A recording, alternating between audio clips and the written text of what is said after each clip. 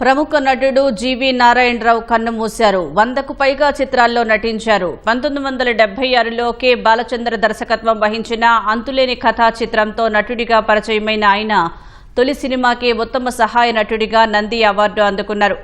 Madras film ఇన్స్టిట్యూట్లో శిక్షణ తీసుకున్న నారాయణరావు రజనీకాంత్, చిరంజీవులకు మంచి మిత్రుడై అంతులేని కథ, ముత్యాల పల్లకి, అంగడి బొమ్మ, చిలకమ్మ చెప్పింది, గ్యాంగ్ లీడర్, హిట్లర్ వంటి సినిమాల్లో నటించారు. దేవాంతకుడు, ఇంటికో రుద్రమ్మ, యముడికి మొగుడు, పెళ్లి నీకు శుభం, నాకు సినిమాలను నిర్మించారు. నారాయణరావు మృతిపై సంతాప మూవీ ఆర్టిస్ట్ అసోసియేషన్ మా సంతాపం తెలిపింది. కృష్ణా జిల్లా కురుమద్దాలి గ్రామంలో జన్మించిన నారాయణరావు బాల్యం, విద్యాభ్యాసం గుంతకల్లులో సాగింది. గిడుగు విశాలాక్షి వద్ద భరతనాట్యం, నటరాజ రామకృష్ణ వద్ద కూచిపూడి నృత్యం, ఏఆర్ కృష్ణ వద్ద నటన నేర్చుకున్నారు.